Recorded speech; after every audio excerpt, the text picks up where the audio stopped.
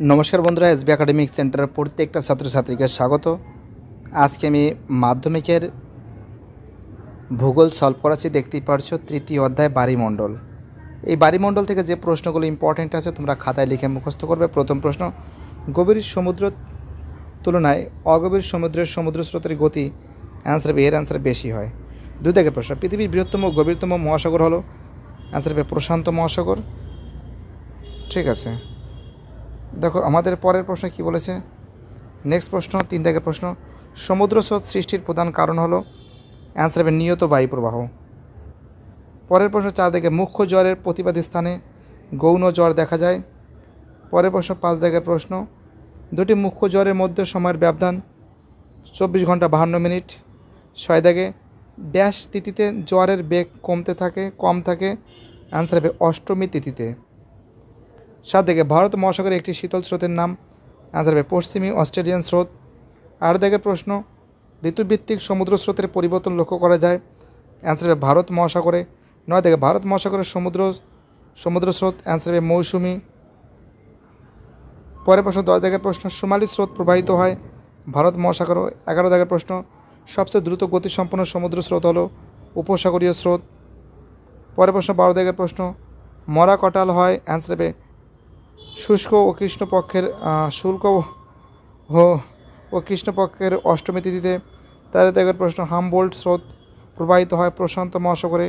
14 দাগের প্রশ্ন, পেরু স্রোত প্রবাহিত হয় প্রশান্ত মহাসাগরে। 15 দাগের প্রশ্ন, শীতল ল্যাব্রাডর স্রোত উষ্ণ উপসাগরের স্রোতের সীমারেখাটি অ্যান্সার হবে হিমপ্রাচীর। 16 দাগে সমগ্র পৃথিবীর মোট জলভাগের পরিমাণ 71.4%। 17 দাগের প্রশ্ন, বেরিং স্রোত প্রবাহিত হয় অ্যান্সার হবে প্রশান্ত মহাসাগরে। পরের প্রশ্ন, ক্যালিফোর্নিয়া স্রোত অ্যান্সার হবে প্রশান্ত স্রোত। 19 দাগে পৃথিবীর বৃহত্তম গভীরতম মহাসাগর হলো প্রশান্ত মহাসাগর। 20 দাগের প্রশ্ন, উপসাগরের স্রোত দেখা যায় অ্যান্সার হবে আটলান্টিক। পরের প্রশ্ন, ব্রাজিল স্রোতটি হলো অ্যান্সার হবে আটলান্টিক।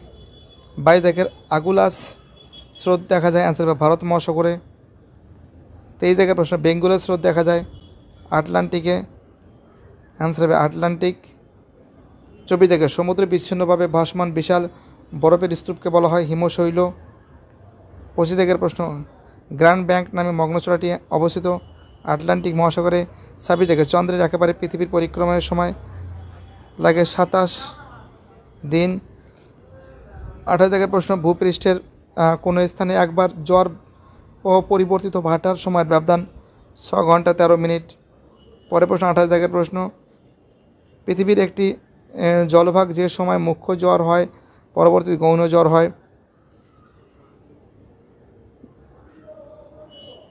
পরে প্রশ্ন অ্যান্সার হবে দুবার। 30 দাগে মরা কটাল দেখা যায় যখন চন্দ্র সূর্য পরস্পরের সমকোণ হয়। 31 দাগের প্রশ্ন কি বলেছে, অমাবস্যার দিনে পৃথিবীর যে অংশ চন্দ্রের সামনে আসে সেটাকে ভরা কটাল হয়।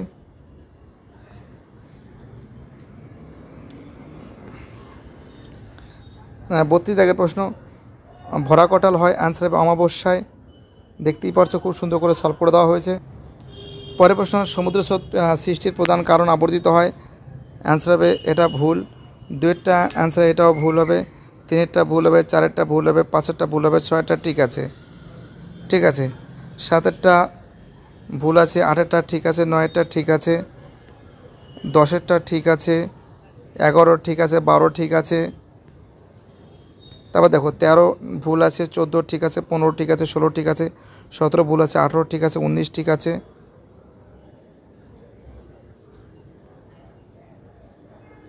19 ঠিক আছে, 19 20 ভুল আছে, 21 ঠিক আছে, 22 ঠিক আছে, 23 ঠিক আছে। এবার দেখো তোমাদের পরের যে প্রশ্ন আছে 24-এর যে প্রশ্ন আছে, 24-এরটা ভুল আছে, 25-এরটা ভুল আছে, 26-এর ঠিক আছে, 27-এর ঠিক আছে,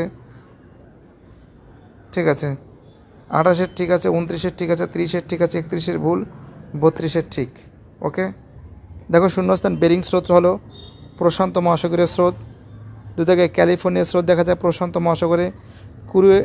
উষ্ণ কুরেশীয় স্রোত সৃষ্টি হয় প্রশান্ত মহাসাগরে। 4 দাগে আটলান্টিক মহাসাগরে অ্যান্সার হবে ক্যানারি স্রোতের দ্বারা শৈবাল সাগর সৃষ্টি হয়েছে। 5 দাগে ড্যাশ মহাসাগর পৃথিবীর গভীরতম মহাসাগর প্রশান্ত মহাসাগর। 6 থেকে গভীর সমুদ্রের তুলনায় অগভীর সমুদ্রের স্রোতের গতি অ্যান্সার হবে বেশি হবে। 7 থেকে প্রশ্ন কি বলেছে, কোনো জলভাগে দুটি গৌণ জোয়ারের সময়ের ব্যবধান 24 ঘন্টা 52 মিনিট। আর দেখে কোনো জলভাগে দুটি মুখ্য জোয়ারের 24 ঘন্টা 52 মিনিট। 9 থেকে প্রশ্ন কি বলেছে, অ্যান্সার হবে 13 মিনিট 6 ঘন্টা 13 মিনিট। 10 থেকে অ্যান্সার হবে চন্দ্রের একবার পৃথিবীর পরিক্রমণ 27.5 দিন। 11 থেকে প্রশ্ন, ড্যাশ উপসাগরের স্রোতের মধ্য দিয়ে প্রবাহিত উষ্ণ স্রোতের নাম হলো মেক্সিকো। 12 থেকে অ্যান্সার হবে এটা হবে মৌসুমি স্রোত। 13 থেকে অ্যান্সার হবে মৌসুমি। 14 থেকে অ্যান্সার হবে যে সমুদ্র স্রোত,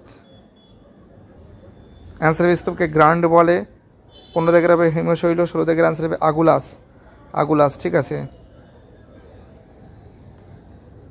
দেখো 17 থেকে প্রশ্ন, সে পেরু সমুদ্র স্রোত প্রশান্ত মহাসাগরে। 18 থেকে অ্যান্সার হবে 24 বার জোয়ার হয়। 19 থেকে 19-এর অ্যান্সার হবে 12 ঘন্টা 26 মিনিট। 20 থেকে অ্যান্সার হবে নিয়ত বায়ু প্রবাহ। 21 থেকে অ্যান্সার হবে সমকোণ। 22 থেকে অ্যান্সার হবে ভরা কটাল। 23 থেকে অ্যান্সার হবে অষ্টমী। 24 থেকে অ্যান্সার হবে ব্যবধান হলো 24 ঘন্টা 52 মিনিট। এবং এখানে যে প্রশ্ন আছে, উষ্ণ স্রোত হবে লবণতার পরিমাণ হ্রাস, বরফের গলন হবে এল নিনো। কোরিলিস বল হবে ফেরোলের সূত্র। মগ্ন চড়া হবে বাণিজ্যিকভাবে বেশ গুরুত্বপূর্ণ। ঠিক আছে, এবং 2 থেকে যে প্রশ্ন আছে, চন্দ্রের নিজের আবর্তন, অ্যান্সার হবে ভূপৃষ্ঠের 13 ডিগ্রি সরণ। শীতল স্রোত হবে অন্তঃস্রোত। পেরিজি হবে অমাবস্যা। উষ্ণ স্রোত হবে বহিঃস্রোত।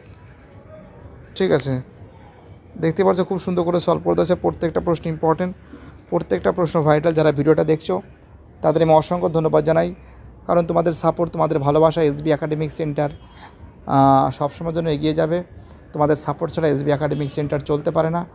বাই টাটা, সবাই ভালো থাকবে। এইভাবে সাপোর্ট করার জন্য সবাই ভালো থাকবে।